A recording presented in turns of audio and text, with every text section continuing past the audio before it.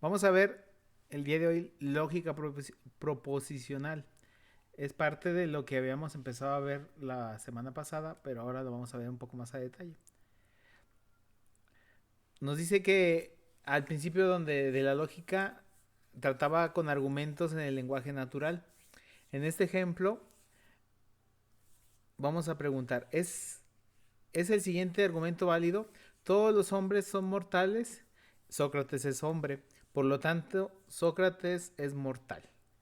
Pues pensando que todos los hombres tienen que morir y Sócrates es un hombre, pues podríamos decir que lógicamente podríamos demostrar que sí es cierto.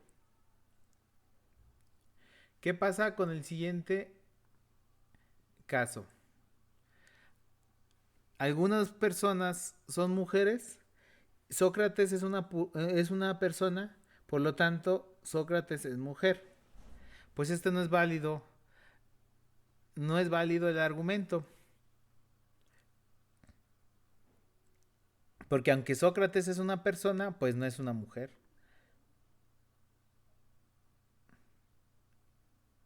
Creo que los argumentos pueden ser más complejos. A ver si es cierto, vamos a ver.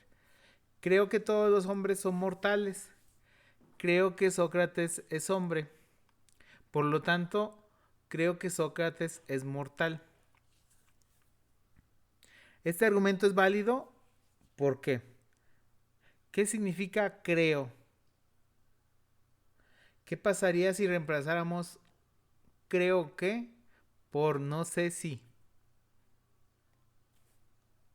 Vamos a ver. Un día de la próxima semana les voy a hacer una interrogación y les aseguro que el día que se las haga van a estar sorprendidos. ¿Qué día voy a hacer la interrogación?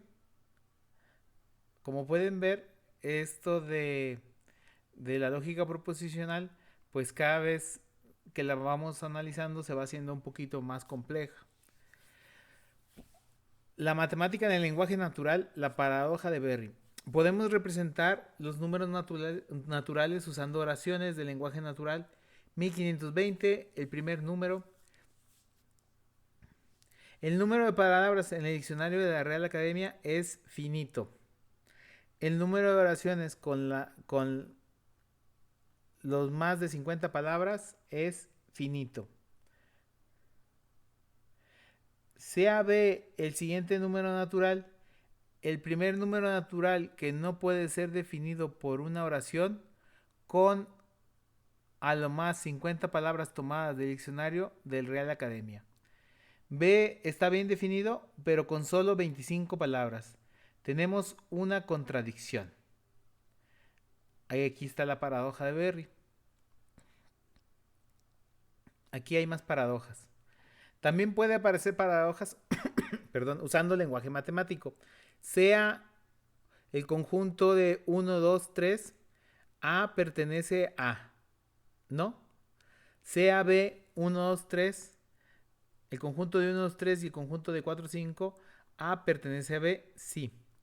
Pero B pertenece a B, no. Entonces aquí tenemos la paradoja. Sea C el conjunto de todos los conjuntos que tienen a lo menos dos elementos, en este caso C que tiene el conjunto de A a B, es C que pertenece a C, sí. Entonces podemos definir el siguiente conjunto. X tal que X no pertenece a X. Tenemos A que pertenece a U y B que pertenece a U y C que no pertenece a U. Entonces, U pertenece a U. Por definición, U pertenece a U. Sí, solo sí, U no pertenece a U. Tenemos una contradicción. ¿Cómo definimos la noción de conjunto? Necesitamos un lenguaje con una sintaxis precisa y una semántica bien definida. Queremos usar este lenguaje en matemáticas. Definición de objetos matemáticos, conjunto de números reales y números naturales. Definición en teorías matemáticas, teoría de conjuntos, teoría de los números naturales. Definición del concepto de demostración. También queremos usar este lenguaje en computación. Bueno, ¿por qué creen que se debe usar todos estos teoremas en computación? Cuando nosotros hacemos sistemas que tienen una interacción con las vidas de las personas, no podemos dejarle al azar saber si está bien programado o no está bien programado. Imagínense que ustedes van a hacer la interfaz gráfica y la lógica de un mecanismo que controla las gotas de un medicamento. ¿Cómo van a comprobar que su algoritmo o su lógica que usaron es la correcta? Necesitan usar componentes matemáticos para demostrarlo. Cuando nosotros hablamos de que el software o las cosas que nosotros desarrollamos son o afectan a las personas llevando a un deceso o a una vida que continúe, nosotros no podemos dejarlo al azar. Y utilizamos el lenguaje en las matemáticas para poderlo comprobar. Existe un caso de estudio donde el transbordador espacial Challenge tuvo un problema en un programa de la computadora y los pasajeros tuvieron un accidente mortal. Entonces, estos software que nosotros realizamos y desarrollamos, entre más afecten a la vida de las personas, no los podemos dejar al azar y tenemos que comprobarlos. Y la única forma que conocemos para comprobarlo es la matemática. Por eso es importante que nosotros estudiemos esta lógica proposicional. Algunas de las aplicaciones en la computación, hablando desde los problemas de donde involucran a vidas a los problemas ya de nuestro ámbito más general, podemos hablar sobre las bases de datos, donde vemos lenguajes de consulta, lenguajes para restricciones de integridad.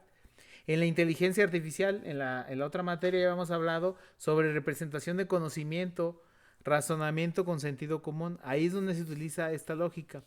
Ingeniería de software, la especificación de sistema. Yo les había mencionado que en la maestría llevé una materia de programación lógica y vimos el lenguaje Z o D se pronunciaba y veíamos la verificación de las propiedades. Ahí es donde nosotros veíamos que podíamos simular todo un sistema completo utilizando este lenguaje SD.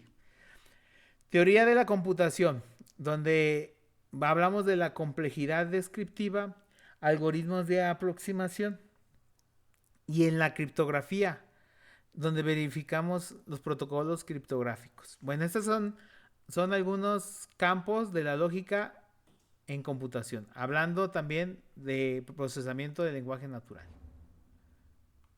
Tenemos aquí la sintaxis de la lógica proposicional, donde tenemos las variables proposicionales que son P, Q, R.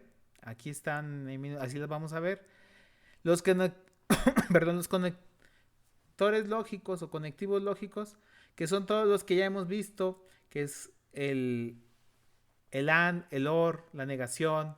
Y vemos unos que son a lo mejor nuevos para nosotros, pero los veremos más a detalle, como el sí, tal, que, y los símbolos de puntuación, que son paréntesis que abre, paréntesis que cierra y la coma. Cada variable proposicional representa una proposición completa e indivisible, que puede ser verdadera o falsa. Donde tenemos aquí que el ejemplo que Sócrates es hombre. No se puede dividir más de lo que ya esté definido. Y donde ponemos aquí que Sócrates es mortal. También no podemos dividir esto a un detalle más. Y nada más podemos decir si es verdadera o es falsa. Continuando con nuestra sintaxis de la lógica proposicional, tenemos los conectores lógicos que son usados para construir expresiones que también pueden ser verdaderas o falsas. Sócrates es hombre tal que Sócrates es mortal. Sócrates es hombre tal que Sócrates no es mortal. Los símbolos de puntuación son usados para evitar ambigüedades. Conjunto de P de variables proposicionales. P es el menor conjunto que satisface las siguientes reglas. Y aquí ya vamos a empezar un poquito más a detalle, pero como pueden ver, nosotros tenemos ya símbolos que satisfacen las reglas y que nosotros podemos ejemplificarlos con una fórmula.